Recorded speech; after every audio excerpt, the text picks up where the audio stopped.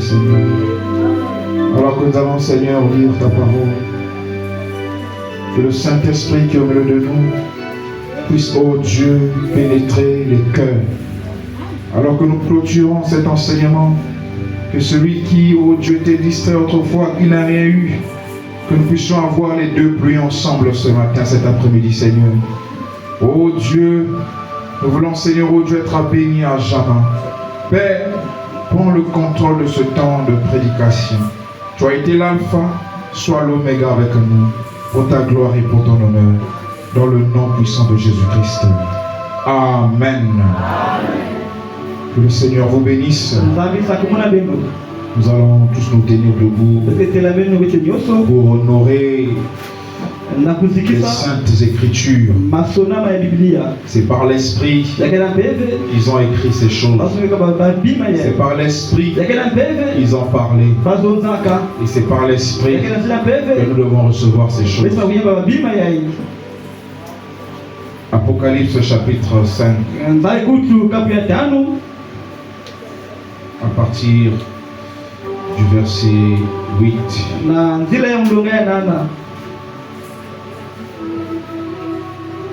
Quand il y eut pris le livre, les 4 êtres vivants et les 24 vieillards se prosternèrent devant l'agneau, tenant chacun une harpe et des coupes d'or remplies de parfums, qui sont les prières des saints. Et ils chantaient un cantique nouveau en disant: Tu es digne de prendre le livre et d'en ouvrir les sceaux, car tu as été immolé et tu as racheté pour Dieu par ton sang des hommes de toute tribu, de toute langue, de tout peuple et de toute nation.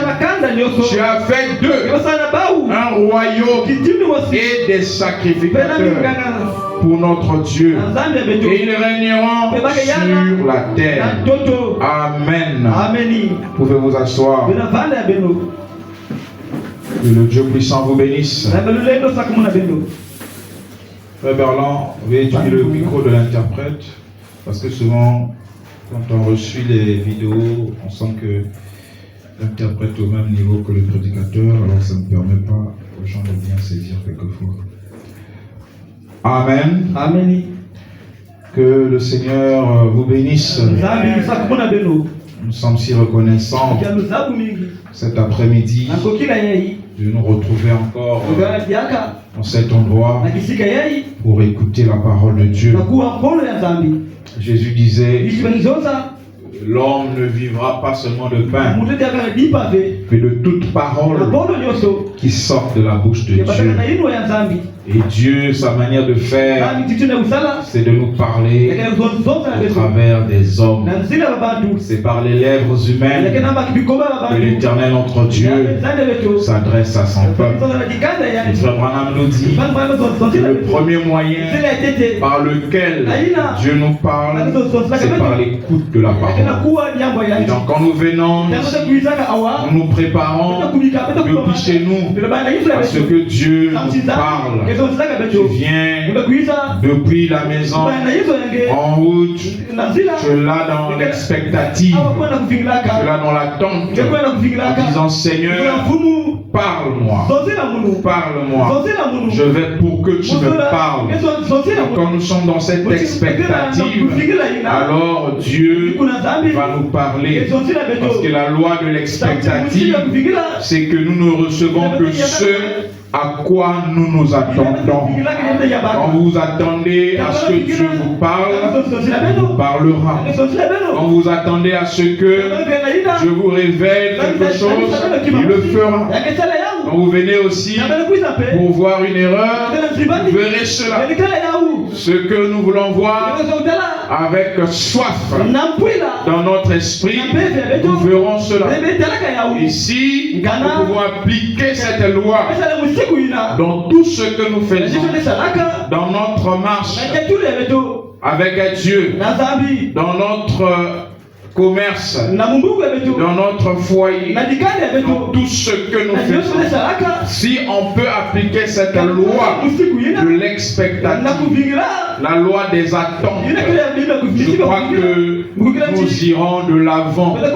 Si on peut l'appliquer dans le bon sens, pas dans le mauvais sens, mais dans le bon sens. Et je crois que si nous avons quitté nos maisons, nous sommes venus ici, c'est parce que nous croyons que nous pouvons recevoir quelque chose. Est-ce que nous le croyons? Je le crois de tout cœur. Je crois que quand nous venons, dès l'instant que nous nous asseyons, nous commençons à méditer et nous croyons que Dieu est là, manifeste au milieu de nous. Nous pouvons déjà recevoir quelque chose, même avant que les chants ne commencent.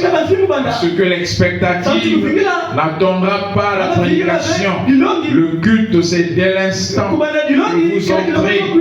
Vous croyez qu'ici, en cet endroit, Dieu se manifeste, Dieu me parle, et que vous entrez avec cette expectative, avec cette attente. Dieu va se révéler à vous. Et en sortant d'ici, si nous gardons la même attente jusqu'à la fin du culte, nous sortirons avec un tas de bénédictions. Parce que nous recevons chacun selon le niveau de notre foi. Amen. Et donc nous sommes en train de clôturer cet après-midi cet enseignement. On a pris ça aussi dans l'angle de la prédication tantôt, et dans l'angle de l'enseignement, de l'exhortation. Nous clôturons avec ce sermon qui nous a pris 6 mois pratiquement, et nous voulons clôturer avec ça selon la conduite de l'Esprit, afin qu'il nous conduise à autre chose que je ne sais pas encore. Certainement il nous conduira, et je sens que nous devons nous arrêter là. Et dans la semaine, nous aurons un programme bien par rapport à ces prédications, ces enseignements, par rapport à ce sermon que nous avons apporté pendant tout ce temps. Nous allons maintenant passer un temps de prière. Nous allons donner le programme à la fin pour que ce que nous avons écouté, ce que nous avons dit, puisse avoir une place en nous, puisse se matérialiser. Parce que quand nous écoutons la parole, c'est bien. Disons Amen, c'est une bonne chose. Et ce que nous recevons, ce que nous croyons, doit devenir une vie. Amen. Comme nous venons de lire ici, on nous dit qu'il a fait d'eux lesquels ceux que Christ a rachetés. Il les rachetés. Il a fait d'eux un royaume et ils régneront sur la terre. Ces paroles-là sont véritables. Ce n'est pas l'amusement. Nous avons parlé de ces choses. Et si tu n'as pas suivi attentivement, je te prie de suivre attentivement cet après-midi. Pendant que nous allons clôturer, nous allons récapituler, nous allons donner les points majeurs de ce serment. Nous avons dit beaucoup de choses, mais nous allons donner le point majeur, les points majeurs. Et celui qui n'avait pas saisi le but du serment pourra se rattraper, et ensemble nous pourrons être au même niveau pour réclamer cela à Dieu pendant la semaine qui est en train de s'ouvrir. Amen. Est-ce que nous aimons la parole de Dieu? Oui, j'aime la parole, parce qu'au-dedans de moi il y a la parole. Si tu aimes la parole, c'est parce qu'au-dedans de toi il y a la parole. C'est la profondeur qui appelle la profondeur. Et donc le serment que nous avons développé pendant ces 6 mois, c'était un cantique nouveau, comme vous le savez. Et on a développé en prenant beaucoup de sujets. Mais dans tout cela, il y avait un but. Quel était le but de ce sermon? Parce que, souvenez-vous, dans tout ce que nous apportons, il y a un but. Dans tout ce que Dieu dit, il y a un but. Je ne dis rien sans but. Le but, c'est l'objectif à atteindre par rapport à un serment. C'est pourquoi on ne prêche pas pour épater, mais on prêche derrière chaque sujet, derrière chaque thème. Il y a un objectif qui est là. C'est-à-dire qu'on veut emmener le peuple de Dieu quelque part. Est-ce que vous êtes avec moi? Et cela peut avoir aussi un côté de pouvoir nous encore édifier, nous instruire en connaissance, développer notre connaissance. Mais derrière cela, il y a aussi un but surnaturel. Parce que ce qui est vrai, c'est qu'on ne pourra pas voir un niveau de foi au-delà de la connaissance de la parole que nous avons. C'est pourquoi la Bible dit que mon peuple périt faute de connaissance. Et donc lorsque nous recevons la connaissance de la parole, c'est pour que notre foi aussi puisse se développer. Et quand notre foi se développe, alors nous pouvons réclamer nos privilèges par rapport à ce que nous avons appris. Par exemple, si tu es un enfant, tu as grandi ne connaissant pas que ton père t'avait légué des héritages ou un héritage, et tu grandis, tu apprends cela.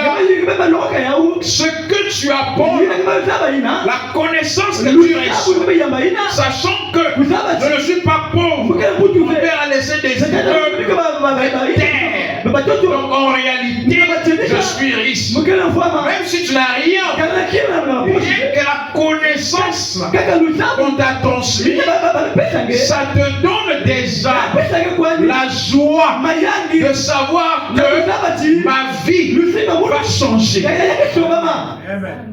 C'est naturellement. Donc, avec la parole, c'est pareil. Quand on nous apprend que nous sommes un royaume, nous lesquels? Les rachetés. Ceux que Christ a rachetés. Ce sont lesquels?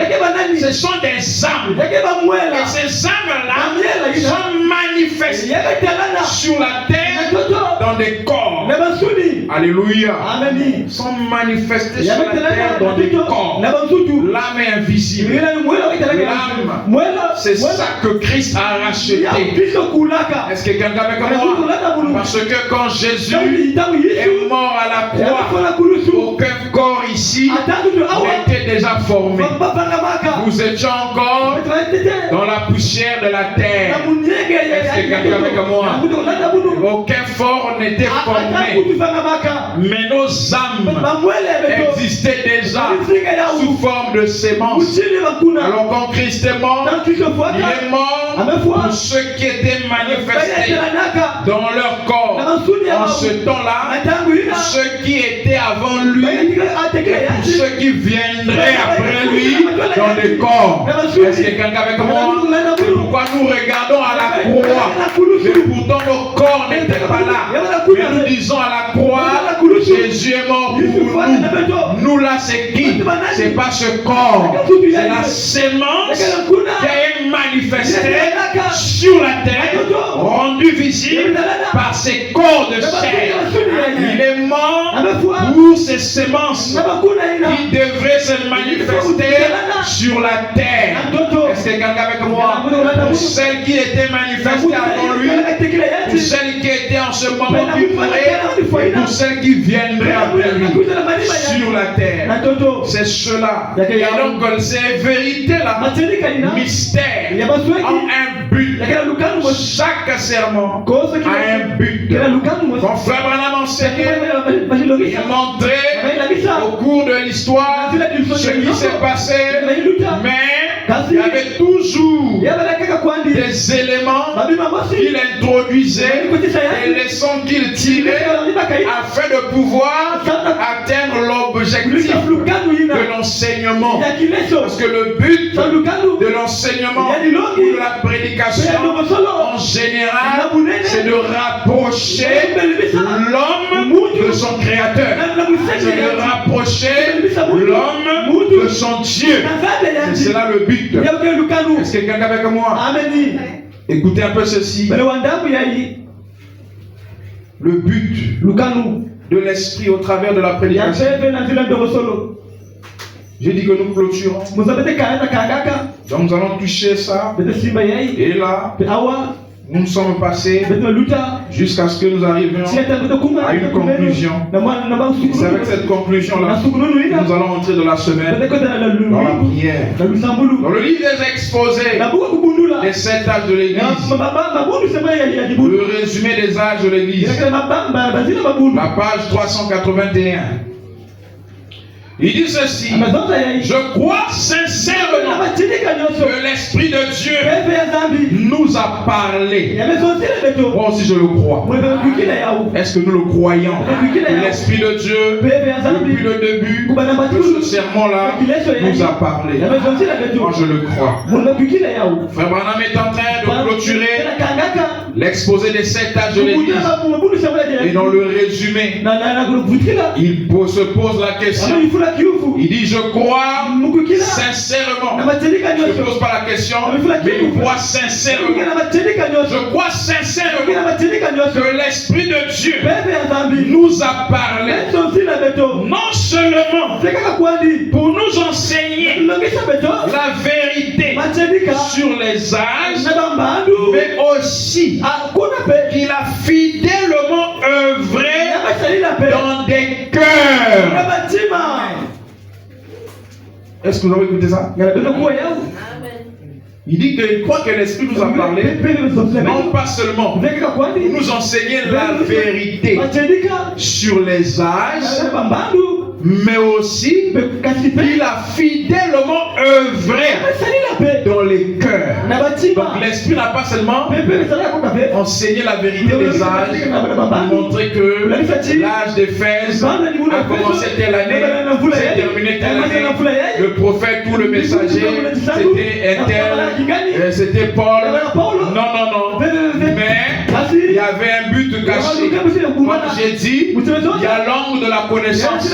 Nous apprenons, nous acquérons la connaissance, mais derrière cette connaissance-là, accompagné de cette connaissance, il y a un élément surnaturel. C'est que l'Esprit doit œuvrer dans les cœurs.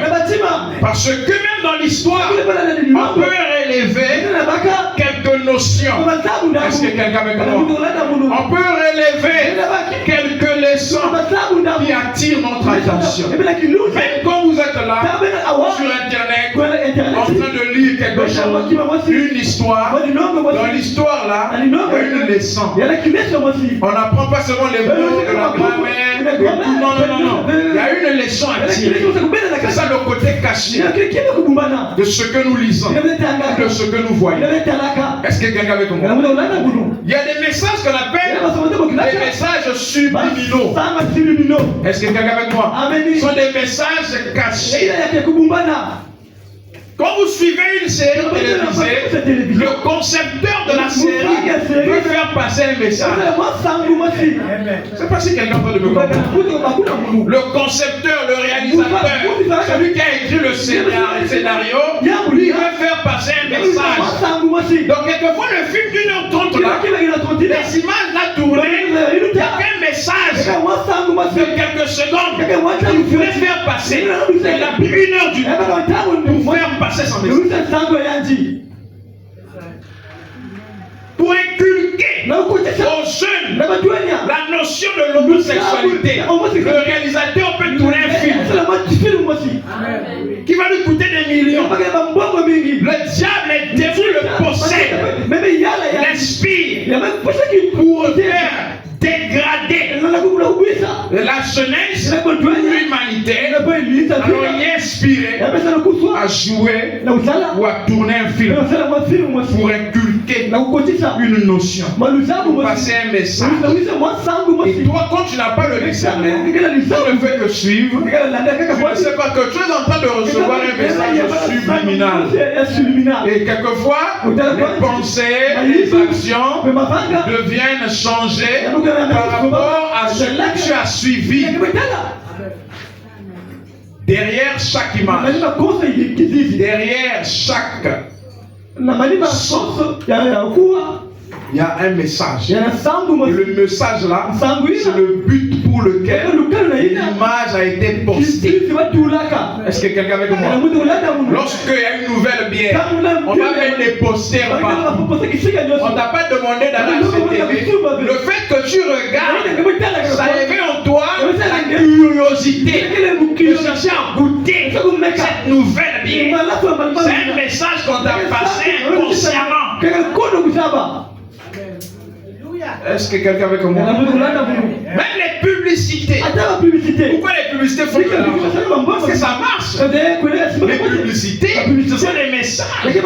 Quelquefois, la publicité sur le savon, sur un pax, on monte un scénario.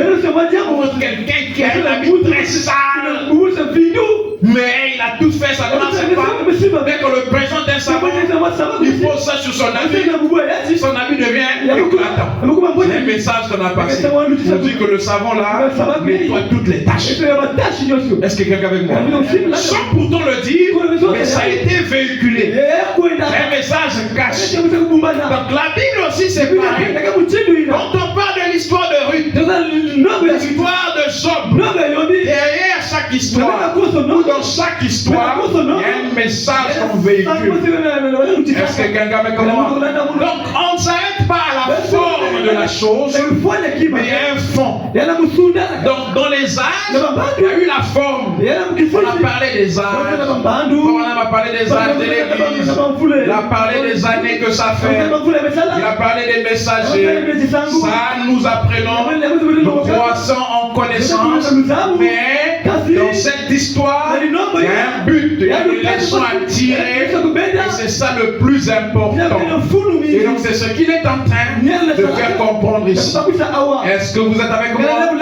Il dit, je crois sincèrement que l'Esprit de Dieu nous a parlé, non seulement pour nous enseigner la vérité sur les âges, mais aussi, donc il y a deux choses, enseigner la vérité sur les âges, pas seulement ça, mais aussi, il a fidèlement œuvré dans les cœurs pour que ceux-ci se tournent vers lui. Donc l'Esprit ne nous enseigne pas seulement la vérité au sujet de quelque chose pour que nous ayons la connaissance, mais l'Esprit œuvre aussi dans nos cœurs pour que nos cœurs puissent se tourner à lui. C'est-à-dire pour détourner nos cœurs du monde afin que nos cœurs s'ouvrent à lui. Parce que l'Esprit de Dieu est jaloux.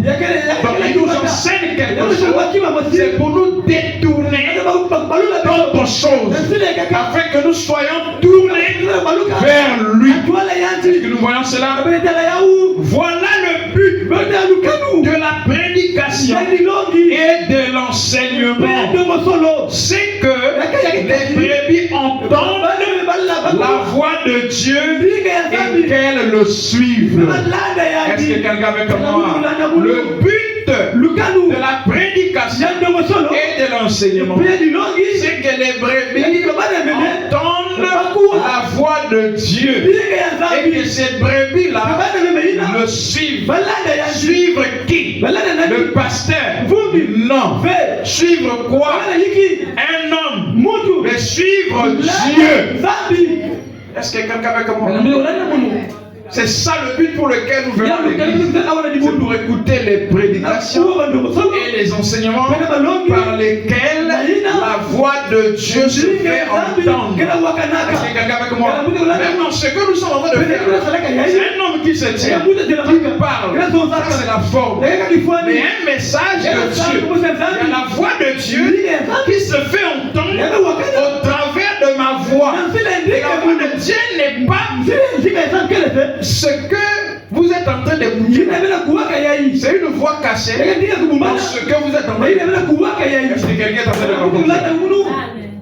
C'est pourquoi il faudrait connecter à l'esprit pour écouter la voix de Dieu. Donc, derrière la prédication, ou dans la prédication, dans l'enseignement, il y a la voix de Dieu qui se fait entendre. Et Dieu veut que ces brebis puissent suivre cette voix. Donc, c'est ça le but de la prédication. Et je crois aussi de tout cœur que l'Esprit de Dieu a œuvré. N'a pas seulement révélé la vérité au sujet de ce sermon, mais qui nous a aussi parlé dans nos cœurs. Qu'il a œuvré dans nos cœurs. Donc le but de ce thème, c'est que l'Esprit de Dieu œuvre dans nos cœurs. En faisant quoi? Parce qu'on a dit que le thème, c'était un cantique. Chanter un cantique. On a abordé ce sermon selon lequel nos actions, nos paroles devraient changer. En d'autres termes, notre vie devrait devenir une vie nouvelle. Parce que Christ a brisé les sceaux. Il a pris le livre de la rédemption. Le livre scellé des 7 sceaux. Apocalypse chapitre 5. On dit que quand il eut pris le livre, les 24 anciens, les 4 êtres vivants se prosternèrent. Et le verset qui suit nous dit qu'en ce moment-là, ils chantèrent un cantique nouveau. Et en disant tu es digne. Alléluia. Ça veut dire que quand on reconnaît ce que Christ a fait pour nous, ça nous emmène à changer d'attitude. Ça nous emmène à changer notre manière de vivre. Est-ce que quelqu'un est en train de me suivre? Lorsque un homme dans son cœur reconnaît l'action de Dieu, on ne lui demande plus de faire quelque chose. Automatiquement, il a en lui une autre attitude. Quand vous faites du bien à quelqu'un, si cette personne a réellement dans son cœur un cœur pur, l'attitude vis-à-vis de vous sera différente. Donc, ces 24 ces 4 êtres, nous avons dit que les 24 dont on parle là, le chiffre 24, on parle des 24 vieillards ou les 24 anciens. Nous avons lu ici dans Apocalypse 5. Ce n'est pas comme nous lisons, comme nous voyons les images dans le livre des témoins de Jéhovah, les 24 vieillards, les vieils hommes autour du trône. L'Apocalypse ici est un livre de symboles. Est-ce que quelqu'un avec moi? C'est comme je viens d'expliquer ici le message subliminal. Donc, quand vous lisez le livre d'Apocalypse, ce n'est pas littéralement tel que vous êtes en train de lire, mais il y a un message caché. Donc les 24 vieillards, c'est pas des hommes, des vieux qui sont là assis sur des trônes. Non, c'est symbolique. Pourquoi 24? Dieu est dans la numérologie. Est-ce que quelqu'un avec moi? C'est la science qu'on appelle la gématrie. C'est une science dans les nombres. Les nombres sont symboliques. Le chiffre 24 ou le nombre 24, ce n'est que 12 plus 12. Or, 12, dans l'Ancien Testament, on retrouve le peuple de Dieu.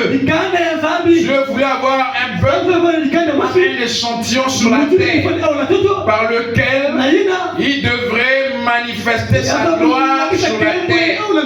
Tous les peuples de la terre sont de Dieu. Mais Dieu avait choisi parmi les peuples de la terre un peuple par lequel il a donné ses lois, par lequel il a manifesté sa puissance. Mais ce peuple est venu comment? Au travers d'Abraham. Abraham a donné Isaac, Isaac a donné Jacob, et Jacob a donné 12 fils. Est-ce que quelqu'un avait compris? C'est 12 fils de Ruben à Benjamin.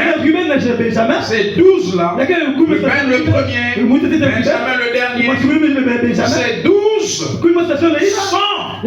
ou représentent le peuple d'Israël.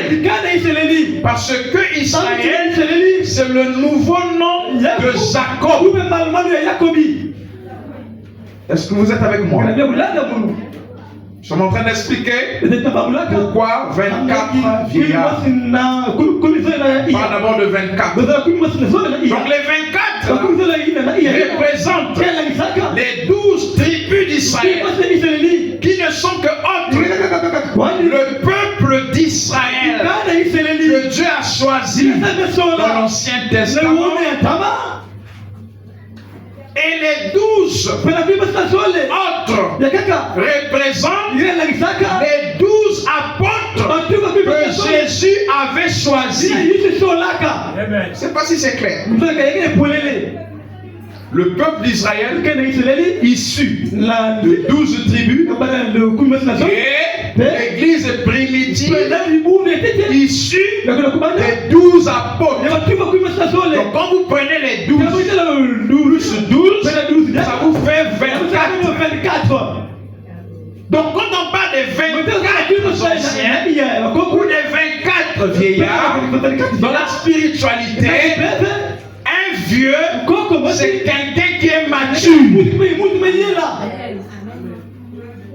Donc les 24 anciens ne parlent que de l'église d'Israël qui est arrivée à maturité, et l'église des nations issue des 12 apôtres que Dieu a récolté, c'est-à-dire Israël et les nations.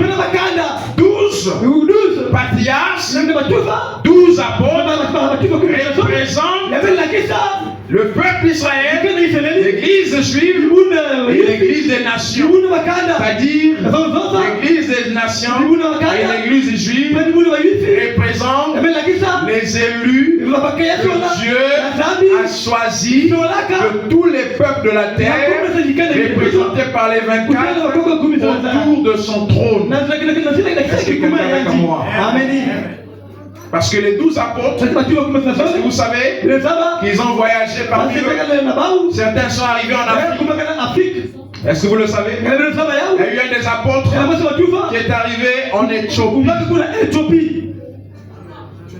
Ils ont voyagé. Donc, l'idée selon laquelle que le christianisme est venu en Afrique au travers de la colonisation où les blancs, c'est un mensonge. Mensonge de Ngunza. C'est pour promouvoir les religions africaines. Le christianisme, c'est pour les blancs. Qui vous a dit d'abord que Jésus était blanc? Vraiment. Ça, c'est le mensonge des catholiques. Catholiques romains. Mensonge sur mensonge, mais il y a une vérité, la vérité que l'Afrique connaissait Dieu. Amen. On nous a appris à lire la Bible, on ne nous a pas appris à connaître Dieu. Amen.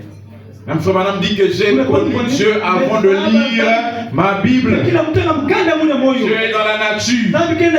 Est-ce que quelqu'un avec moi? Nos parents pratiquaient déjà la circoncision avant de lire la Bible. Pour la circoncision est une loi que Dieu avait donnée à Abraham. Amen. Bien. On ne va pas rentrer là, mais je vais vous montrer quelque chose de très capital. C'est que ces apôtres-là ont voyagé. D'ailleurs, même dans la Bible, vous lisez l'histoire de l'eunuque éthiopien. Voilà. C'est biblique, n'est-ce pas? On parle de l'eunuque éthiopien qui lisait le livre du prophète Ésaïe. Et il a rencontré Philippe. Philippe lui a dit, comprends-tu ce que tu lis? Il dit, comment comprendrais si la personne pour m'expliquer? Il lui a expliqué. Alors il a dit, comme j'ai compris, n'y a-t-il pas de l'eau quelque part? Pourquoi tu me baptises? Parce que tu m'as démontré que celui dont Ésaïe parlait est déjà venu. Est-ce que quelqu'un avec moi? Les Africains croient que tout est accompli. Les Africains me croient la promesse accomplie. Il est conséquent. Comme c'est le cas, le Messie dans Ésaïe parlait là est déjà venu. Même si je ne l'ai pas vu, moi je veux entrer là-dedans. L'eunuque éthiopien, la Bible dit que c'était un collaborateur de la reine d'Éthiopie. Un ministre. Est-ce que quelqu'un avec moi? Un dignitaire. Il a été baptisé. Donc vous pensez quand il est retourné en Éthiopie, il n'y a pas eu de croyants. Là nous sommes à des milliers d'années. Il y a eu des croyants. Mais d'ailleurs, le livre d'Enoch se trouve en Éthiopie. Le livre d'Enoch, un livre très terrible, des révélations terribles. Est-ce que vous êtes avec moi? Le premier livre, la première Bible, c'est les zodiacs. Il dit la deuxième Bible, c'est la pyramide. Il dit c'est énorme. Il a conçu cette pyramide. Et ce livre-là, il dit que dans la pyramide énorme, quand même, est-ce qu'il est date des guerres mondiales? C'est pas justement, c'est terrible. Donc, c'est pour montrer que l'évangile, la bonne nouvelle, la résurrection de Christ, était déjà parvenu en Afrique. Même avant que l'homme blanc ne vienne, avec des croyants. En Éthiopie, il y a des croyants. Avec moi, ils sont là, vrais croyants. Héritaient ça de leur aïeux, c'est des chrétiens. Donc c'est pas une affaire de blanc, de noir, nous sommes des noirs, on veut une religion des noirs. La religion est au-delà de la culture. On ne confond pas culture avec religion. Est-ce que quelqu'un avec moi? On ne confond pas aussi religion avec spiritualité. Ce sont des choses dont nous devons comprendre la différence. Donc ici, les 24 vieillards, c'est les 12 tribus d'Israël et les 12 apôtres qui représentent les 12 tribus d'Israël, représentent l'église que Dieu a choisie dans l'Ancien Testament. Et les 12 apôtres représentent l'église que Dieu a choisie dans le Nouveau Testament. Donc 12 plus 12, ça fait 24. Donc ces deux églises-là sont représentées autour du trône. Et les 4 êtres vivants, ce ne sont pas des animaux littéralement qui sont là au ciel. Est-ce que quelqu'un avec moi? Mais chaque animal est un symbole de la puissance de Dieu ou de la manifestation de Dieu.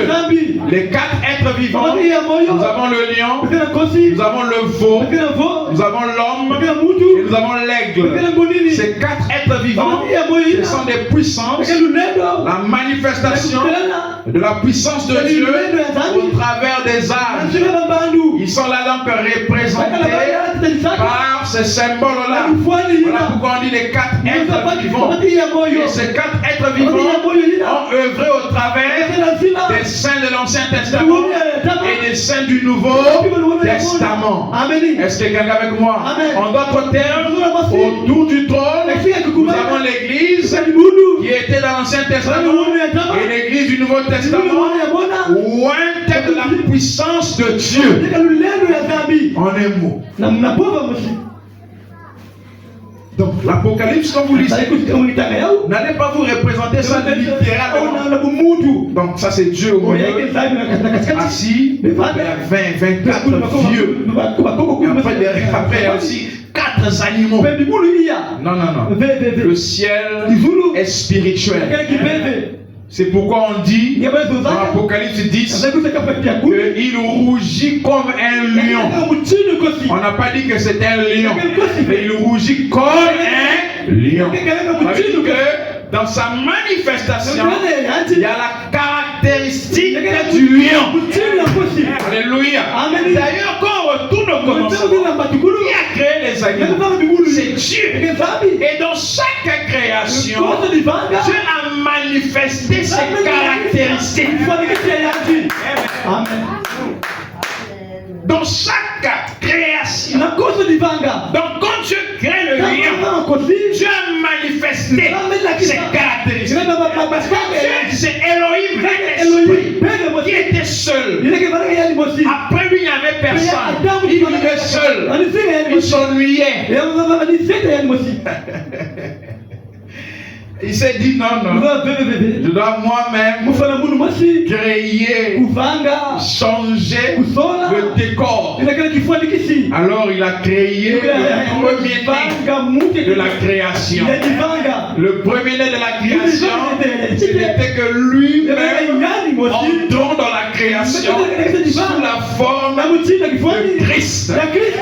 Alléluia. Et il a quitté cet état Elohim. Alors il dit pour créer, moi-même je dois être le premier. Alors tous les attributs sont devenus un attribut. Alléluia. Tous les attributs sont condensés dans un attribut.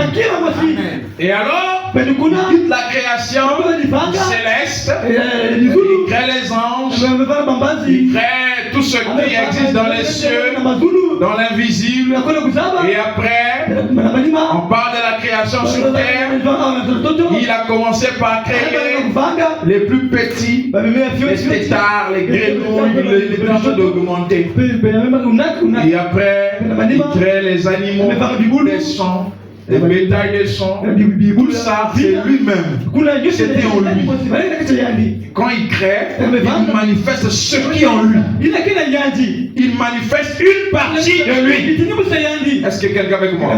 C'est comme un peintre. Quand un peintre peint une image, il ressort ce qui est dans son esprit. Alléluia. Dieu était en train de ressortir ce qui était en lui sous forme de pensée. Il exprimait cela par la parole. Et la parole se mettait en œuvre. Et la chose existait. Ça n'a pas pris une heure. Ça prenait du temps. Alléluia. Parce que quand on dit que le premier jour, Dieu créa les cieux et la terre, le jour là, ce n'est pas un lundi, ce n'est pas un jour de 24 heures. Est-ce que quelqu'un avec moi? Pierre est entré dans ce mystère. Il dit un jour pour Dieu est comme. Il n'a pas dit égal. Il est comme 1000 ans. Donc il montre qu'un jour pour Dieu, c'est beaucoup d'années. C'est beaucoup de temps. Ça ressemble à 1000 ans. Pourquoi il dit 1000 ans? Parce que c'est le jour qu'Adam n'a pas pu vivre sur la terre. Adam a vécu 935 ans.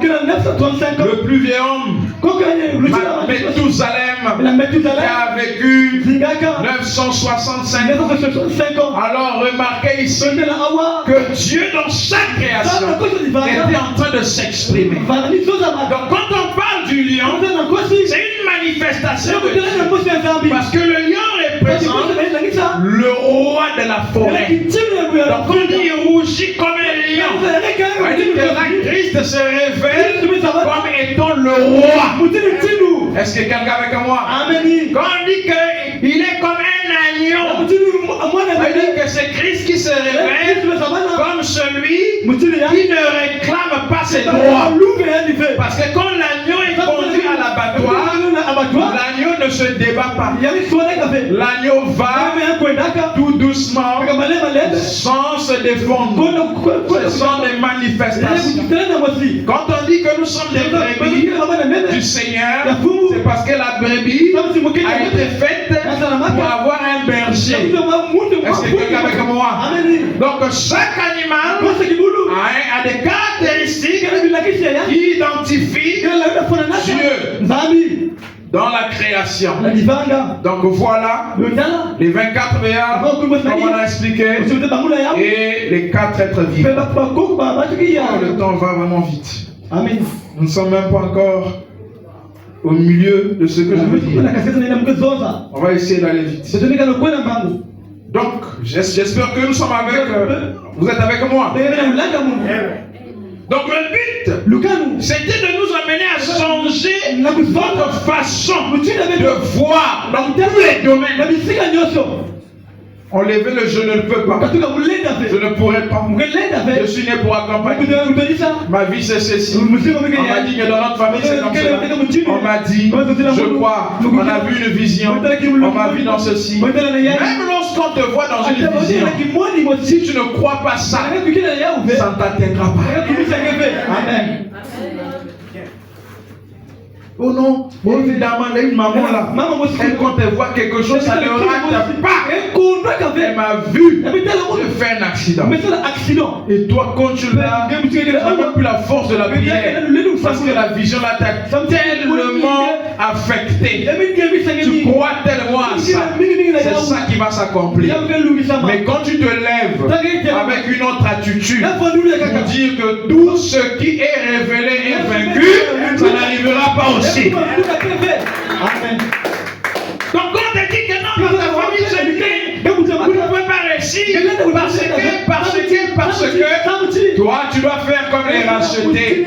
Ils ont dit tu es digne de recevoir la gloire parce que tu as vaincu. Et tu confesses ta victoire au lieu de confesser ton échec. Amen. On t'annonce des mauvaises nouvelles, tu fais comme les rachetés.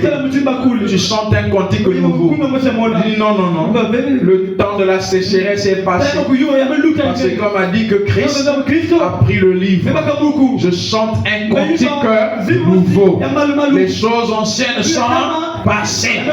Le but de cet enseignement, c'est que nous puissions chanter un cantique nouveau. Les choses anciennes doivent passer. Est-ce que quelqu'un avec moi? Tout ce qui nous avait pris comme captifs, pauvreté, le péché, sur toutes ses formes. Quand je reconnais que Christ m'a racheté, ça donne en moi la joie de chanter un cantique nouveau. Et nous avons dit que ce cantique, nous avons développé l'angle doctrinal pour situer à quel moment ce cantique est chanté. Parce que la parole de Dieu a un plan. Et on doit croire la parole, les promesses en suivant le plan. Est-ce que quelqu'un est avec moi? Et selon le plan, à quel moment doit-on chanter le cantique nouveau? C'est à quel moment? Dans les questions et réponses sur les sceaux. Prêché le 24 mars 1963 au paragraphe 275. Il est dit ceci. Vous voyez, j'avais lu le début. On dirait vraiment que c'est ça au début. Voyez-vous? Et il chantait un cantique nouveau. Mais ici en bas, vous voyez de quoi il s'agissait. Ce qui vient ensuite nous a rachetés. Bien sûr, il s'agissait de l'épouse des saints qui ont été enlevés. Est-ce que vous êtes avec moi? Lesquels ont chanté un cantique nouveau? L'épouse. Le mystère de l'épouse. Les saints qui ont été enlevés.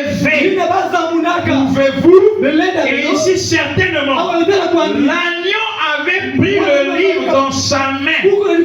Il avait déjà quitté le trône de médiation de la grâce. Alléluia.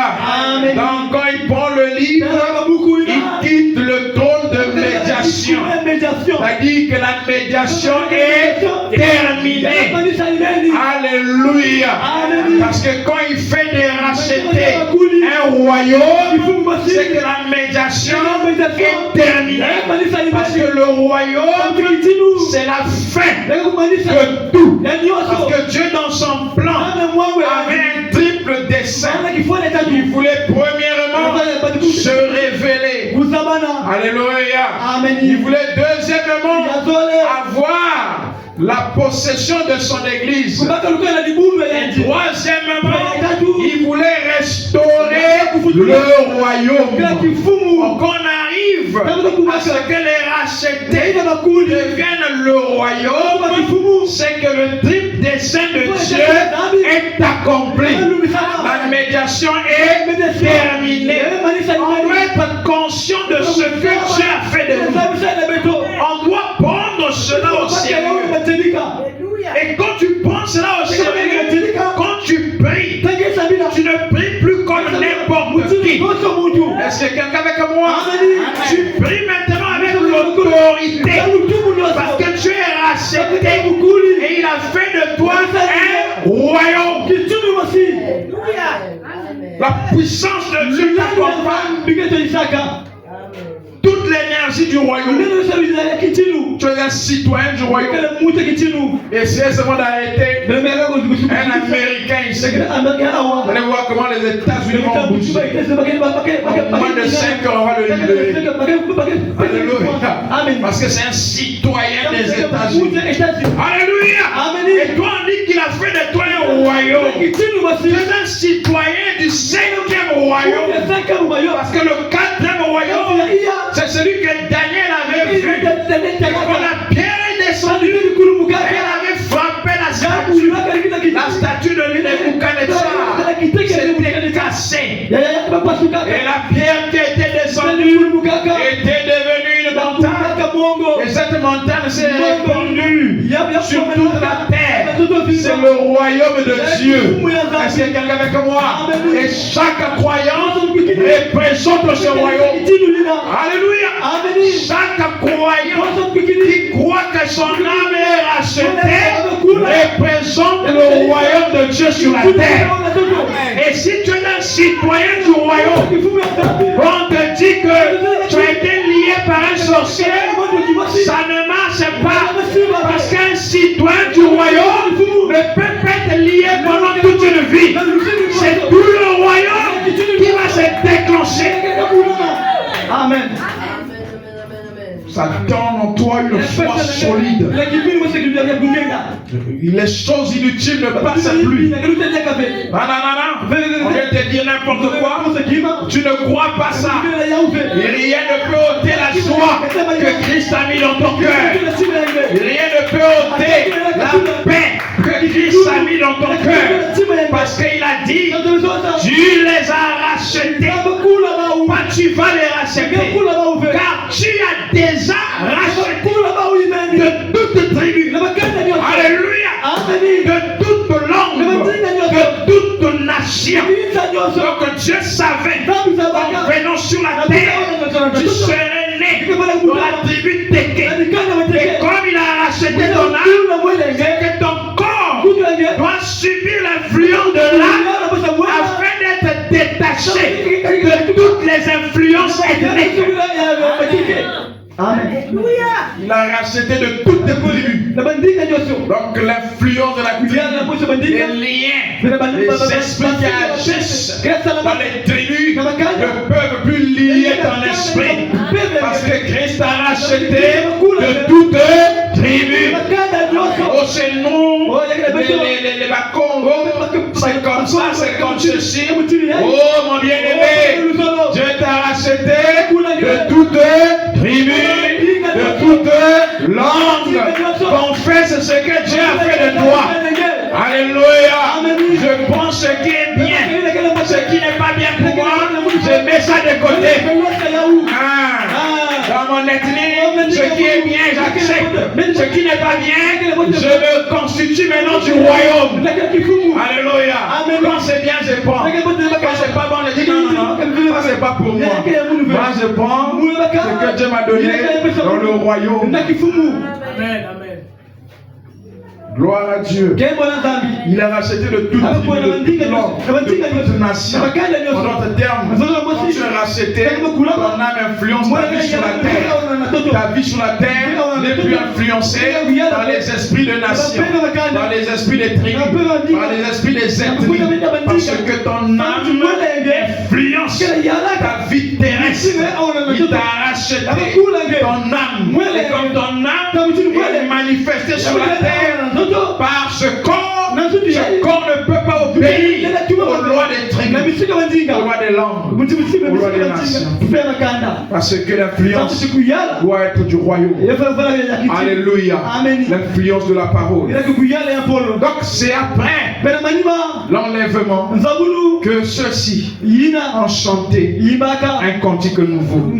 Ceux qui chantent l'enlèvement, on vient de lire ici que c'est l'épouse des saints qui sont enlevés. Et il dit encore, dans les âmes qui sont maintenant en prison. Est-ce que quelqu'un avec moi? Pas les âmes qui seront en prison, mais les âmes qui sont maintenant en prison. Il y a des âmes en prison. Il y a aussi des âmes qui sont déjà rachetées. Il y a des âmes dans le royaume. Il y a des âmes en prison. C'est quelque chose de dimensionnel. Ton corps est là. On est là ensemble. Mais nos âmes peuvent être dans deux endroits différents. Dans deux dimensions différentes. C'est un grand mystère. C'est pourquoi la vie sur terre n'est qu'un bluff. Ce n'est qu'une forme. Mais le fond, c'est ce qui est spirituel. La vie sur terre n'est qu'une fiction. La réalité est invisible. C'est celui que je vois physiquement avec moi, mais son esprit n'est pas au même endroit que moi. Chacun de nous spirituellement se trouve quelque part. Alléluia. Souvenez-vous de l'histoire du jeune homme riche et du pauvre Lazare. Cette histoire-là que Jésus avait racontée. Le pauvre Lazare là, ce n'est pas l'ami de Jésus. Lazare, là où Jésus allait manger. Lazare, le frère de Marthe et de Marie. Non, c'est pas ça. L'histoire que Jésus raconte là, il ne s'agit pas du pauvre Lazare. Lazare, son ami. Le pauvre Lazare là, ce n'était pas lui. Il a raconté une histoire comme il aimait les paraboles. C'était pour enseigner quelque chose. Et le pauvre Lazare était à un endroit et l'homme riche aussi était à un autre endroit. Amen. Mais sachez que de leur vivant, chacune de leurs âmes se retrouvait déjà à ces endroits-là. La mort ne change pas la direction de notre âme. Est-ce que quelqu'un avec moi? Donc la messe de Requiem ne change pas la destinée de ton âme. Donc quand tu meurs, ton âme est là où elle a toujours été. Je crois que c'est bien dit comme ça. C'est tel que nous sommes là, notre âme est déjà quelque part. Ce n'est que le corps qui disparaît de la surface de la terre. Notre âme se retrouve dans la dimension d'où elle recevait l'influence. La dimension qui t'influence, c'est la dimension dans laquelle ton âme se retrouvera. Donc les âmes qui sont en prison maintenant, il y a des âmes qui sont dans le royaume aussi maintenant. Moi, je crois que mon âme est dans le royaume. Est-ce que quelqu'un avec moi? C'est comme ça qu'il s'est passé à la croix, n'est-ce pas? Ce que je dis là, l'exemple c'est à la croix. Il y avait deux voleurs. Jésus était au milieu. L'un d'eux se moquait de Jésus. L'autre a dit, crains Dieu. Toi et moi nous sommes des brigands. Nous méritons ce qui nous arrive. Mais lui n'a rien fait. Lui n'a rien fait de ça.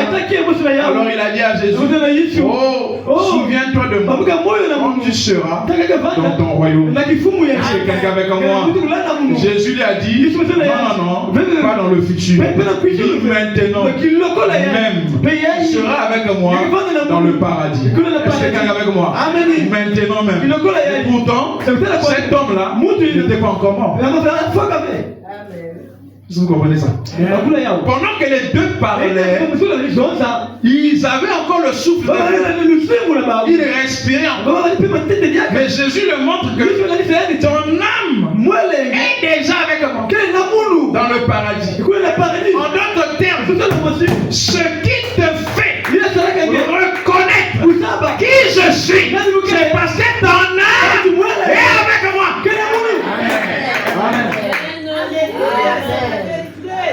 Ce qui te fait reconnaître la parole, c'est parce que ton âme est déjà au ciel.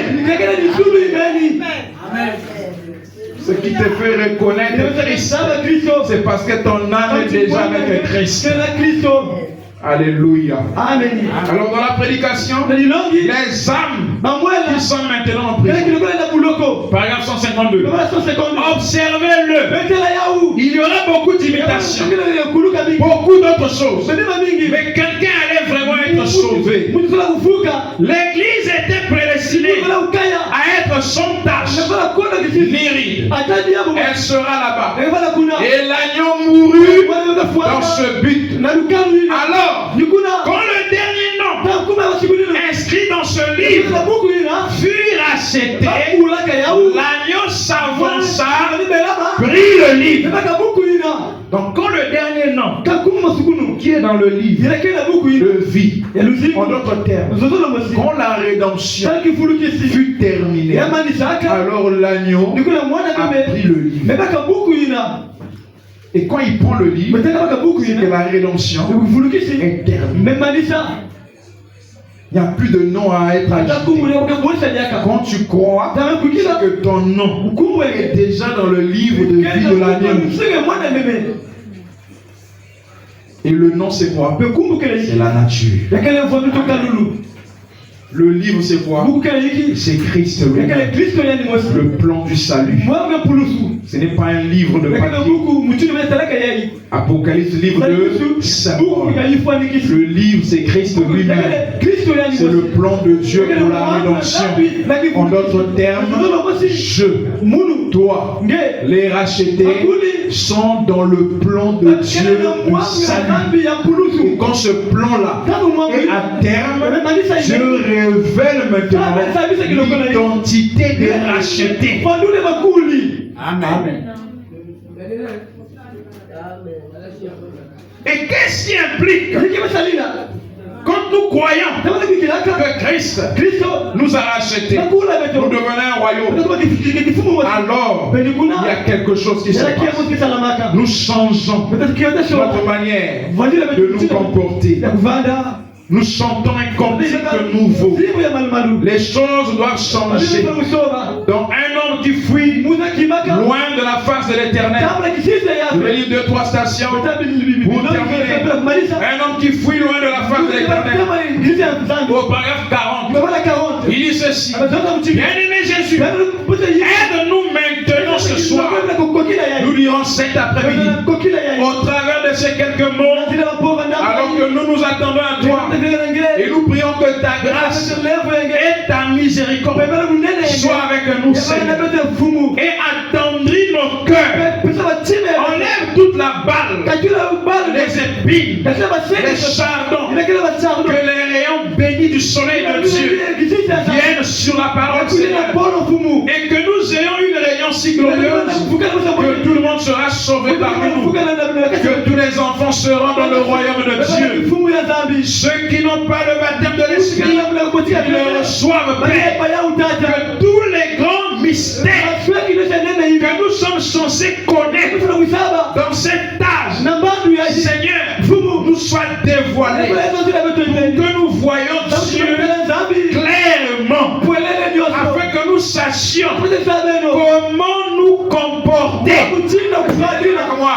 Quand les mystères de Dieu sont dévoilés à nous, pour le livre, c'est pour ouvrir afin que nous puissions voir les mystères de Dieu, les comprendre. Quand Dieu reçoit ces mystères, ça nous emmène à bien se comporter.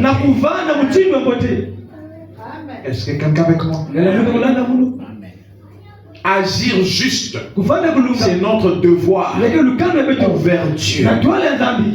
Penser juste, c'est notre devoir envers nous-mêmes. Les mystères de Dieu, quand ils sont dévoilés, ils nous emmènent à connaître Dieu clairement, afin que nous sachions comment nous comporter et comment agir en nous corrigeant. C'est-à-dire que soi-même on se corrige et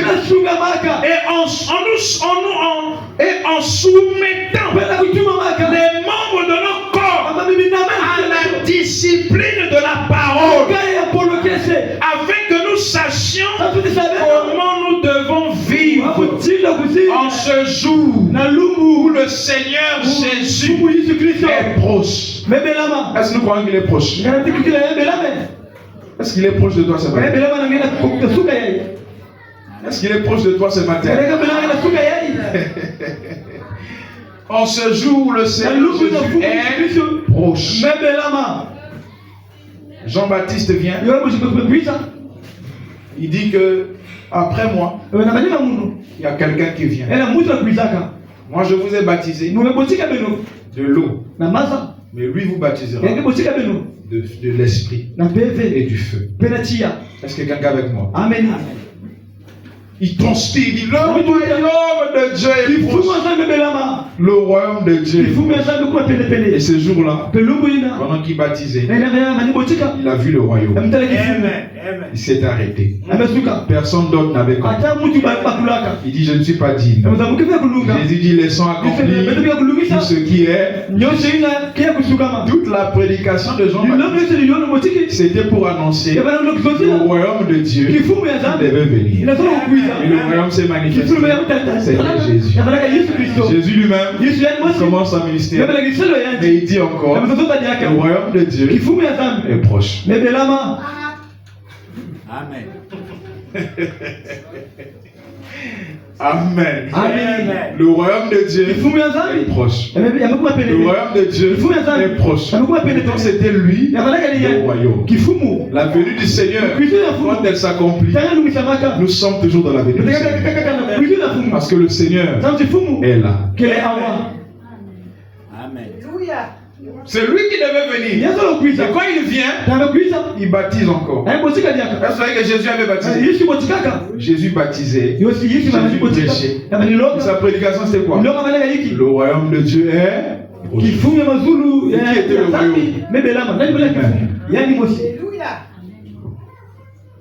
Les aigles ont compris. Amen. C'est pourquoi les citations ne nous dérangent pas. Nous lisons tout. Nous ne sommes pas comme les autres. C'est les citations des adorateurs. Ça, c'est les citations de ceux qui on mange l'agneau avec un tout. Amen. On mange l'agneau avec un.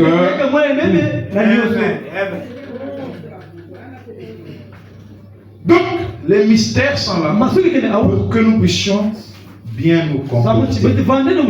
Notre vie doit être une vie différente. Chanter un cantique nouveau, c'est changer la vie. Dans le spirituel, dans le physique, dans le matériel, dans le financier. On doit aimer ce qui est excellent. Est-ce que quelqu'un avec moi? On doit aimer l'excellence. Il a fait de nous un royaume.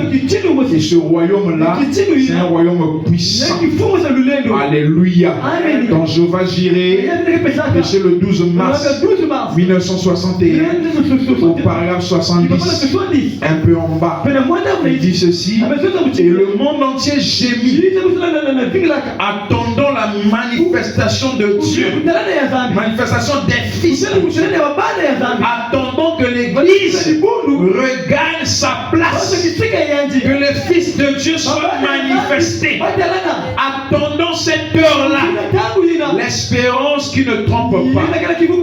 Mais je devais simplement le dire. Voyez, l'Église est très loin de là. Il leur faut redevenir des fils de Dieu. Or, redevenir des fils de Dieu, c'est par la rédemption.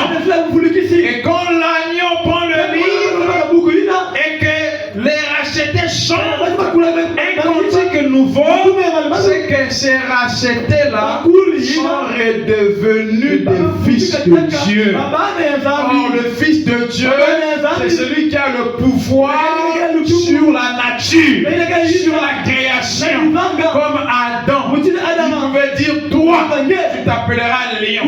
Ce n'est pas Dieu qui avait donné le nom des animaux, mais c'était Adam. Parce que Adam était la perfection de la pensée de Dieu en ce qui concerne la création. Alors il pouvait connaître le nom des animaux par rapport à leurs caractéristiques. Le nom, c'est la nature. Chaque nom représente une nature. On doit redevenir des fils de Dieu. C'est comment? En recevant Christ. C'est pourquoi on a dit un cœur nouveau. On est passé par beaucoup de sujets. Et le dernier sujet, c'était un cœur nouveau. Et ce cœur-là, c'est Christ. Et quand nous recevons le nouveau cœur, qui est Christ, alors nous redevenons des fils de Dieu. Parce que Christ, c'est la tribu du Fils. C'est quelqu'un avec moi. Et alors, quand nous recevons ce nouveau cœur, Christ, nous redevenons des fils de Dieu. Alors, en ce moment, nous devons avoir confiance dans nos paroles. Confiance dans nos prières. En Christ, c'est un cas. Dans la personne de Jésus. Jésus, devant la tente de Lazare, après avoir pleuré, il a redressé ses épaules. Il a dit: Père, je sais que tu m'exauces. Est-ce que quelqu'un avec moi? Il avait pleuré. C'était pour s'identifier aux hommes qui pleuraient. Parce que l'Écriture dit: pleurer avec ceux qui pleurent. Est-ce que quelqu'un a écouté ça? L'Écriture dit: résistez-vous avec ceux qui se résistent.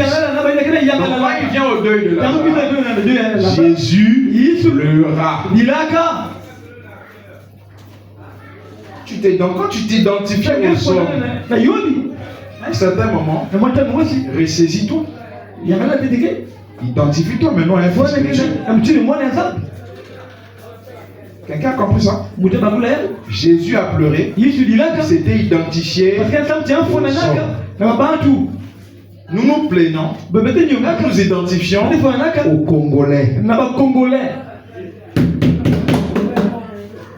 Quand Jésus a pleuré, il s'est identifié aux hommes, parce que les hommes pleuraient Lazare. Quand je me plains de la situation économique, je m'identifie aux Congolais. Parce que les Congolais, c'est pas mauvais. Mais je ne m'arrête pas là. Après, je me ressaisis. Comme Jésus s'est ressaisi, il dit: Père, je sais que tu m'exauces. En d'autres termes, bien que j'ai pleuré, mais je sais que si je parle, Lazare va ressusciter. Bien que j'ai parlé comme un Congolais, comme tout bon Congolais, mais maintenant, je parle à Dieu comme un fils de Dieu. En nous disant: Père, ta parole qui dit que je suis béni, Je suis prospère et plus que la situation économique du pays. Amen. Je n'entends pas d'amen. Jusqu'à quand on va rester au niveau de l'homme? Jésus pleura. C'était l'homme. Il a redressé ses épaules. Après, il a parlé. Oui, tu es un homme. Plains-toi. Parle. Fais tout ce que tu veux. À un certain moment, ressaisis-toi. Souviens-toi qu'au-dedans de toi, il y a un racheté. Il y a les promesses de Dieu. Parle maintenant. Père, tout pouvoir m'a été donné. Tu as dit dans ta parole, voici l'alliance que j'ai faite avec vous. Prononcez la parole et moi je la accomplirai.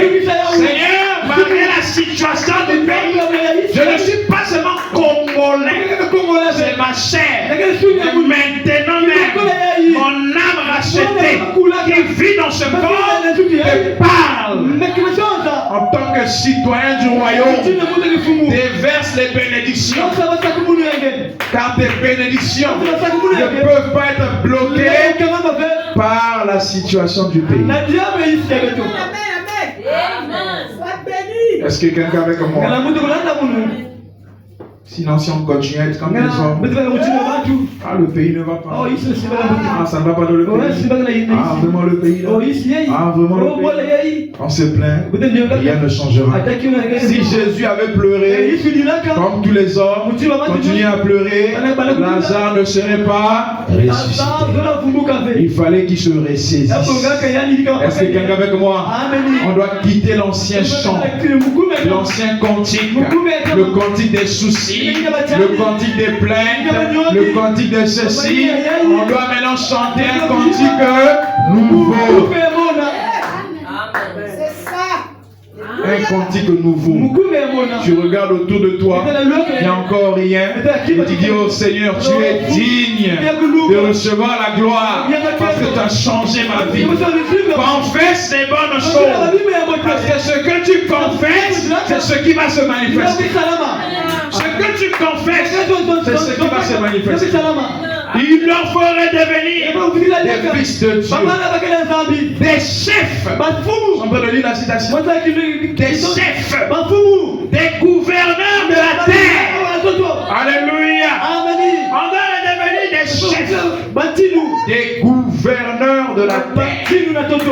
Est-ce que quelqu'un avec moi, la portion que Dieu t'a donnée, le territoire que Dieu t'a donné, tu dois être chef, tu dois être gouverneur. Si Dieu t'a placé, convaincu dans un commerce, dans une activité, tu dois en être le chef. Tu dois gouverner. C'est ton territoire. Aucun autre esprit ne peut gouverner là. C'est toi qui gouvernes. Alléluia. Quand tu crois dans ce que tu fais, règne là-dedans. Parce que Dieu a créé Adam, c'était pour dominer. Je suis né pour dominer. Est-ce que tu peux dire avec moi? Je suis né pour dominer. Oui. Il était né pour dominer. Quand on redevient fils de Dieu, la domination nous accompagne.